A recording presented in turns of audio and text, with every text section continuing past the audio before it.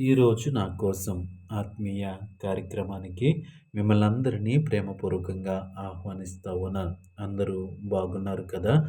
ఈ సమయంలో చిన్న ప్రార్థన చేసుకుని ఈ దిన వాక్యాన్ని ధ్యానం చేద్దాం. పరిశుద్ధుడా, ప్రేమగల తండ్రి, సర్వశక్తివంతుడా, కృపమయుడా, నీకు వందనాలు, వేలాది స్తోత్రాలు ప్రభా.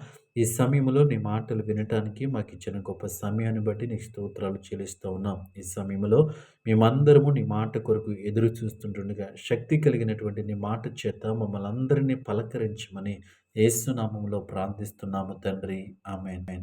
ఈరోజు దేవుని వాక్యము యోబు గ్రంథము 22వ అధ్యాయము 29వ వచనము.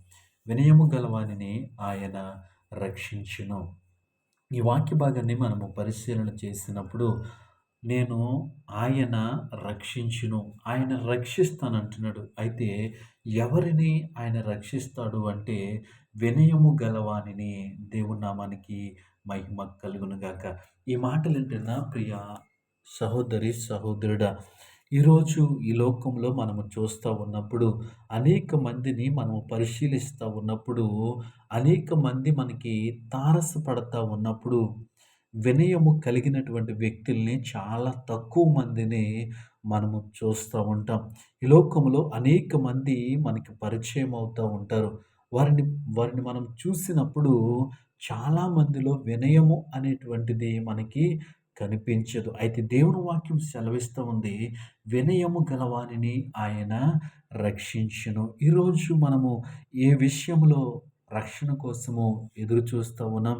ఎలాంటి పరిస్థితుల్లో ఉండి ఎవరైనా రక్షిస్తే బాగున్ను, ఎవరైనా సహాయం చేస్తే బాగున్ను, ఎవరైనా ఆదరిస్తే బాగున్ను అని అనుకున్నట్లయితే దేవుని వాక్యం సెలవిస్తూ ఉంది, ఆయన రక్షించును. అయితే ఎవరిని ఆయన రక్షిస్తాడు? ఆయన రక్షించాలి అంటే మనం ఎలా ఉండాలి అని చూసినట్లయితే వినయము గలవానిని. మనమేమి కలిగి ఉండాలంటే వినయము కలిగి ఉండాలి. చాలాసార్లు చాలా సందర్భాల్లో మనము పరిశీలన చేసినట్లయితే వినయము లేనటువంటి వ్యక్తులు చాలా ఎక్కువ మంది ఉంటారు.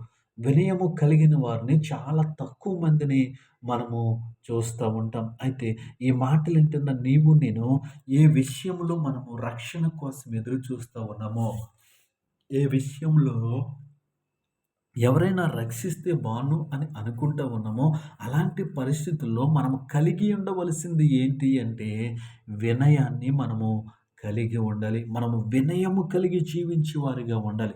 మనము ఎలాంటి పరిస్థితుల్లో ఉన్నా, ఎలాంటి స్థితిలో ఉన్నా దేవునిని ఎరిగినటువంటి వారిగా, దేవుని సొంత రక్షకునిగా చేసుకున్నటువంటి వారిగా మనకుండవలసినటువంటి లక్షణము ఏంటి అంటే వినయము కలిగిన వారిగా ఉండాలి. ఎందుకు వినయము కలిగిన వారిగా ఉండాలి అంటే దేవుని వాక్యము సెలవిస్తూ ఉంది. యోబు గ్రంథము 22 అధ్యాయము 29 వచనంలో వినయము గలవానిని ఆయన రక్షించును. దేవునామానికి మహిమ కలుగును గాక. ఈ వాక్యం ఇచ్చిన ప్రియ సహోదరి సహోదరుడా, నువ్వే సమయంలో ఈ వాక్యం ఇచ్చినావో నాకు తెలియదు కానీ, ఎలాంటి పరిస్థితుల్లో ఈ మాటలు నీకు వినిపిస్తున్నాయో నాకు తెలియదు కానీ, దేవుని వాక్యం సెలవిస్తూ ఉంది, ఆయన రక్షించును, ఆయన రక్షించును. ఈరోజు ఎలాంటి పరిస్థితుల్లో నీకు రక్షణ కావాలని ఆశపడుతూ ఉన్నావు? అయితే నీవు నేను చేయవలసింది ఏంటి అంటే వినయము గలవారిగా మనం ఉండాలి. ఎప్పుడైతే మనం వినయము కలవారిగా ఉన్నామో దేవుడు మనల్ని రక్షిస్తాడు. మనము మనుషులు రక్షిస్తే బాగున్ను అనుకుంటున్నాం. బంధువులు రక్షిస్తే బాగుండు అనుకుంటున్నాం. స్నేహితులు రక్షిస్తే బాగుండు అనుకుంటున్నాం. కానీ వీళ్ళందరికీ అతీతమైనటువంటి ఒక వ్యక్తి ఉన్నాడు. ఆయనే మన దేవుడైనటువంటి యెహోవా. ఆయన నిన్ను నన్ను రక్షిస్తానంటున్నాడు. ఆయన రక్షించాలి అంటే మనం ఏం చేయాలి అంటే వినయము కలిగి జీవించేవారుగా ఉండాలి. ఎప్పుడైతే మనం వినయము కలిగి జీవిస్తామో ఆయన కృపలో ఆయన మనల్ని రక్షిస్తాడు. మన ప్రతి పరిస్థితుల్లోంచి ఆయన మనల్ని రక్షిస్తాడు. కాబట్టి ఈ వాక్యమైన నీవు నేను ఏమాత్రము మనము దిగులు చెందకుండా, ఏమాత్రము మనము కలత చెందకుండా మనము వినయము కలిగి జీవించినట్లు మన ప్రతి పరిస్థితుల్లో ఆయనే మనకి సహాయం చేస్తాడు. అట్టి కృప దేవుడు మనందరికీ అనుగ్రహించును గాక. ఆమేన్.